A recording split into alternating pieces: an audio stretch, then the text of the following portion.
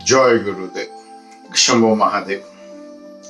अब गोरखनाथ जी को उनका नाम जो मिला गोरख, उसके विविध अलग अलग अर्थ हमने आपको बताया। एक है कि जो गोबर से जिनका आगमन हुआ या जिनका शरीर जो है वो गोबर से प्राप्त हुआ, वो गोरखनाथ। दूसरा अर्थ यह है गोरखनाथ का कि जो गायों की सेवा करता है, जो गायों की रक्षा करता है, रखवाली करता है, एवं गाय जिनकी रखवाली करते हैं। तीसरा अर्थ गोरखनाथ का यह है कि जो इंद्रियों की रक्षा करता है, इंद्रियों को काबू में रखता है, और इंद्रियां जिसकी रक्षा करते हैं। ये ऐसा ही है कि आप जिसकी रक्षा करोगे वो आपकी रक्षा करेगा। धर्म रक्षति रक्षित, जो हमारे उपनिषद में लिखा है, और जो आजकल मुस्लिम देश इंडोनेशिया, मलेशिया का राष्ट्र चिन्ह है हमारे उपनिषद, क्योंकि वो पूरा एशिया हिंदू था, उन्होंने हमारे उपनिषद से ही लिया हुआ है। तो एक बार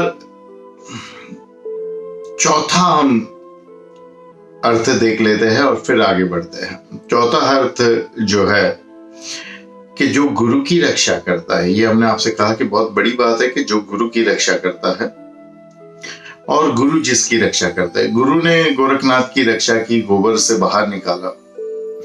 अब गोरखनाथ ने कैसे गुरु की रक्षा की, इस कहानी को थोड़े दिनों तक हम देखेंगे, क्योंकि इस कहानी के अलग अलग बहुत स्वरूप है, अलग अलग शास्त्रों में अलग अलग तरीके से बताई गई है। एक बार गुरु मत्स्येंद्रनाथ ने कहा कि गोरख, मैं चाहता हूं कि तू बद्रीनाथ जाके शिव उपासना कर। बद्रीनाथ धाम भगवान विष्णु का है, लेकिन वहां पे जाके शिव की उपासना करना एक अद्भुत रहस्य की बात है। तो बद्रीनाथ आश्रम चले गए गोरखनाथ। गुरु का आदेश तो अंतिम। पीछे से हनुमान जी आए और कहा मत्स्येंद्रनाथ से कि आप मेरे साथ जो है त्रय राज्यम में, त्रया राज्यम क्या है ये पता नहीं है। हो सकता है कि त्रिया राज्यम मतलब त्रेता युग, त्रिया राज्यम मतलब अयोध्या, या त्रिया राज्यम मतलब माइंग, क्योंकि ये माइंग से जुड़ी हुई कहानी बाकी शास्त्रों में लिखी हुई है। वहां पे चलिए और वहां की रानी को अद्वैत का ज्ञान दीजिए। मत्स्येंद्रनाथ ने कहा, आपका हुक्म है तो आना ही पड़ेगा हनुमान जी, क्योंकि हनुमान जी स्वयं एक नाथ। तो मत्स्येंद्रनाथ चले गए। फिर त्रयाराज्यम जो था, माइंग जो था, वहां की लोगों को श्राप था कि वहां पे नपुंसक बच्चे ही पैदा हो गए, इसलिए वहां की स्त्रियों को, जो भी मर्द आए उनको वश करके रखना पड़ता था। अब उसकी रानी ने सोचा कि कोई ऐसा धुरंधर नाथ अघोरी मैं लेकर आऊं जिसको यहां पे वह वश करके रखूं, और जो यहां से, जिससे मुझे संतति पैदा हो, और वो संतति जो है वो ये श्राप से मुक्त हो, नपुंसक ना हो। तो उसने कहा कि इस विश्व में सबसे शक्तिशाली गोरखनाथ, मत्स्येंद्रनाथ से और ज्यादा कौन हो सकता है। तो मत्स्येंद्रनाथ को ही बुलवाया, और उस नगरी की रक्षा करते थे हनुमान जी को भेज के बुलवाया। मत्स्येंद्रनाथ पहुंचे और वहां पे अद्वैत सिखाने लगे, और रानी के झांसे में फंस गए, वश होके रह गए वहीं पे। गोरखनाथ की साधना से प्रसन्न होकर भगवान शिव ने उनको दर्शन दिए। भगवान शिव का साक्षात्कार हुआ। साक्षात्कार होने पर भगवान शिव ने कहा कि आशीर्वाद मांगो। गोरखनाथ ने बहुत ही सरल आशीर्वाद मांगा कि जो मैंने अपने गुरु से सीखा वो मैं कभी ना भूलूं। भगवान शिव ने आशीर्वाद दिया कि केवल गोरखनाथ गुरु से नहीं, तूने जो कुछ भी जहां से भी सीखा है तू कभी नहीं भूलेगा। तेरा ज्ञान, तेरी बुद्धि हजारों गुना बढ़ेगी, तेरा यश बढ़ेगा, तेरा नाम बढ़ेगा। अनेकों अनेक आशीर्वाद देकर भगवान शिव ने गोरखनाथ को रवाना किया बद्रीनाथ से। बद्रीनाथ से जाते हुए गोरखनाथ को सबसे पहले गुरु के आशीर्वाद लेने थे, उनको बताना था क्या उन्होंने प्राप्त किया है। ढूंढते ढूंढते, बिना खाए बिना पिए वो एक राज्य पहुंचे। राज्य में बहुत भूख लगी थी तो एक बड़े घर के सामने उन्होंने भिक्षा मांगी। पता चला वो रानी का महल है।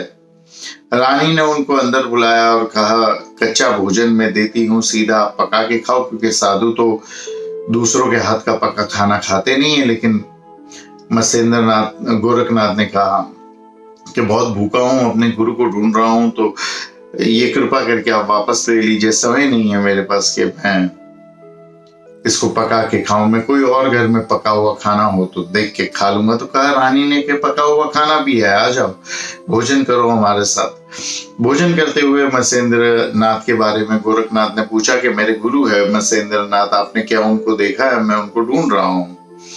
रानी ने कहा उनके बारे में मैंने सुना तो है, उनका नाम तो मैंने सुना है, विश्व प्रसिद्ध है, लेकिन वो अभी कहाँ है मुझे पता नहीं है।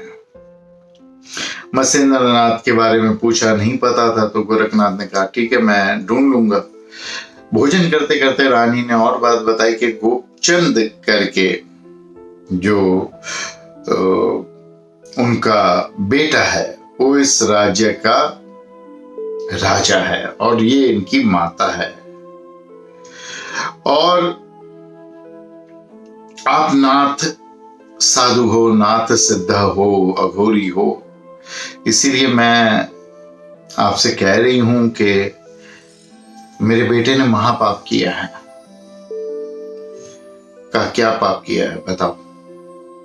कहा मेरे बेटे ने, गोपीचंद ने, एक बहुत ही प्रसिद्ध शक्तिशाली नाथ साधु यहाँ पे हमारे देश के पास विराजमान है, जिनका नाम है कलीफानाथ। कनीफानाथ के गुरु जो है जलंधर नाथ, उनको बंदी बना दिया है, उनको कारावास में डाल दिया है, घर में डाल दिया है। तो गोरखनाथ ने कहा कि मैं आपके भोजन से प्रसन्न हुआ, आप अपने पुत्र को कहना कि मेरा नाम गोरखनाथ है और मैंने उसको ये सलाह दी है कि तुमने एक नाथ को, साधु को बंदी बनाया है, और केवल साधु नहीं है, वो तो नाथ साधु है, जलंधर नाथ, उसको बंदी बनाया है, तुमको इसके पाप की सजा मिलेगी। उसने कुछ भी किया हो उसको रिहा करो तुरंत। मां को, रानी को आशीर्वाद देकर गोरखनाथ वहां से निकले। गोरखनाथ निकल के उस देश के बाहर एक बगीचे में पहुंचे। दूसरे दिन भूख लगी थी, किसी से पूछा किसका बगीचा है? कहा एक अघोरी नाथ का है।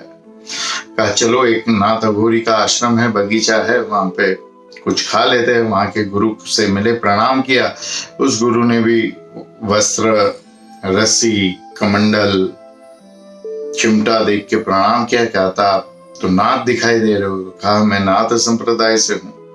कहा भूख लगी है? तो कहा आ जाओ, हमारा बगीचा है, रहो, खाओ, जो करना है करो, आपका ही समझो। तो कहा ठीक है, आओ बैठो।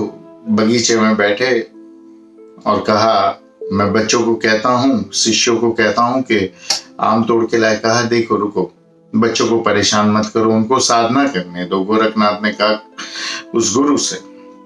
और दूसरी बात यह है कि जब वो तोड़ने जाएंगे तब उनको पता नहीं चलेगा कि मीठे कौन से है, खट्टे कौन से है, पके कौन से है, कच्चे कौन से है।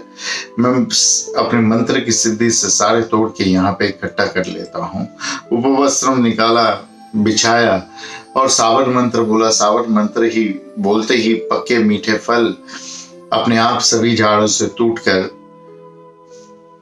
गुलाटी खा खा के कपड़े के और आके कपड़े में बैठने लगे। तो गोरखनाथ का ये चमत्कार देख के कलीफानाथ बहुत खुश हुआ, शिष्य भी खुश हुए कि कैसा चमत्कारी गुरु है, ऐसा होना चाहिए। और फिर गोरखनाथ और उस गुरु ने वो आम खाए। आम खाने के बाद जो बच गए तो उस गुरु ने अपने शिष्यों से कहा, नाथ गुरु ने, कि इसे अपने कुटीर में रख दो, ठंडी जगह पे रखना, बिगड़ने नहीं चाहिए, कल काम आ जाएंगे। गोरखनाथ ने कहा कल भी खाओगे तो थोड़े तो बासी हो ही जाएंगे, उससे अच्छा है वापस पेड़ पे लगा देते हैं। मैं मंत्र बोलता हूं और वो फिर पेड़ पे लग जाएंगे। इस पे वो गुरु नाराज हो गए, बोले ये क्या है? पके हुए आम तो अपने आप भी टूट के हम समझ सकते हैं कि यहाँ पे लुढ़कते लुढ़कते आ गए आपके कपड़े में। होनी अनहोनी भी हो सकती है, लेकिन टूटे हुए आम फिर से फल में झाड़ में कैसे लग सकते हैं? कहा सावर मंत्र के ताकत से ये टूटे हैं, सावर मंत्र के ताकत से फिर से लगेंगे। सावर मंत्र बोला और फिर से वो झाड़ में लग गए सारे फल। झाड़ में फल लगने के बाद उस गुरु ने देखा तो वो चिंतित हुआ, प्रभावित भी हुआ, क्रोधी भी हुआ कि मेरे शिष्यों के सामने मेरा अपमान किया, मेरे शिष्यों के सामने मुझे अपनी शक्ति दिखाई। तो कहा आप कौन है? गोरखनाथ ने कहा पहले आप बताओ आप कौन है? उस गुरु ने कहा पहले मैंने पूछा, पहले आप बताओ। गोरखनाथ ने कहा मैं तो कुछ भी नहीं, मैं तो कोई भी नहीं, गोबर से उत्पन्न हुआ, इसके लिए मेरे गुरु मेरे पिता ने मेरा नाम गोरखनाथ रखा, मसेंद्र नाथ मेरे गुरु है, वही सब कुछ है। गोरखनाथ का नाम सुनते ही खलीफानाथ हंसने लगा। बोला ठीक है आप है? बोला मैं खलीफानाथ हूं, यहाँ का सबसे बड़ा नाथ, और मैं जो है जलेंद्र नाथ का गुरु हूं, मैं शिष्य हूं जलेंद्र नाथ का। गुरु परंपरा में आपको आपके गुरु का जो साधक नाम हो और परम गुरु का जो साधक नाम हो, ये दो नाम कम से कम आपको मालूम होने चाहिए। मैंने अभी कुछ दिनों पहले किसी को पूछा था कि इनका नाम क्या है, अगर वो नाथ संप्रदाय से है तो, कौल संप्रदाय से है तो उन्होंने अपने नाम जो जिनको पूछा था उन्होंने अपने नाम के आगे नाथ लगा के बता दिया। गुरु का नाम तो उनके भी नाम के आगे नाथ, फिर उनके परम गुरु का नाम तो नाम के आगे नाथ, और परम परम गुरु का नाम, परमिष्ठ गुरु का नाम तो उनके नाम के आगे तो गिरी था कि ये गिरी महाराज, और उनके गुरु तो बाबा क्रिया जी, नाथ अवतार नागराज बाबा क्रिया जी। अगर गिरी गुरु है तो उसका शिष्य नाथ कैसे हो सकता है? उसका शिष्य गिरी ही रहेगा, उसका टाइटल, उसका सरनेम कैसे बदल सकता? तो अपने गुरु परम गुरु कम से कम 2 पीढ़ी या 3 पीढ़ी तक का नाम हर साधक को पता होना चाहिए। तो कहा कनीफानाथ ने कि भाई तेरे गुरु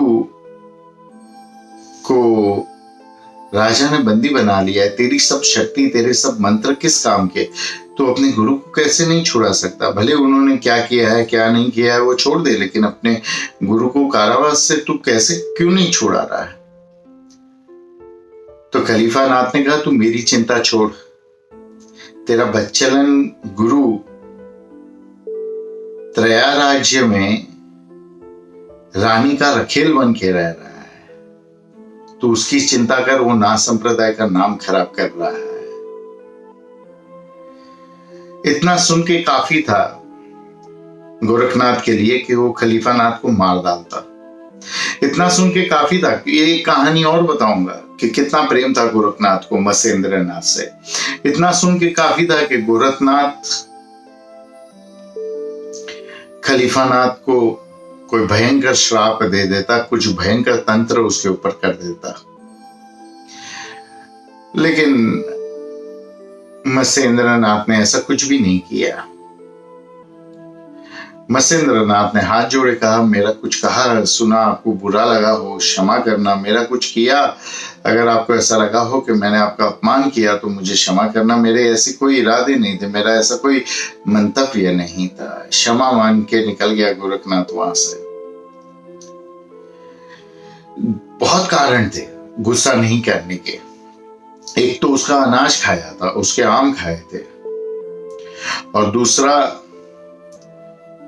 गोरखनाथ अपने गुरु को ढूंढ रहा था और इसने अपने उसके गुरु का खलीफानाथ ने उसको पता दे दिया था। कहा धन्यवाद तुमने मुझे मेरे गुरु का पता दिया, और वहां से निकल गया। सीधा अपने गुरु के पास चला गया। आगे क्या हुआ वो तो आगे देखेंगे, लेकिन इस पे मनन करो और इस कहानी के अनेकों अनेक जो है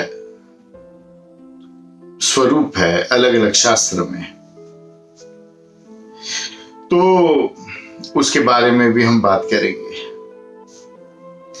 उन कहानियों के पहलू को भी देखेंगे, लेकिन उसके पहले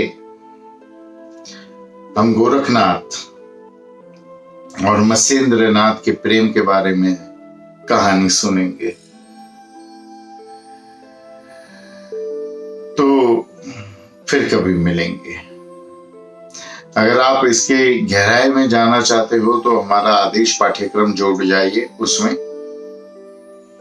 अपना नाम अंकित करवा लीजिए और सावर तंत्र आदेश अपने खुद के मंत्र प्रभावशाली बनाना, जिसका जप रटन जरूरी ना हो, सिद्धि करनी जरूरी ना हो, उसको सीखे। हरिओम तत्सत।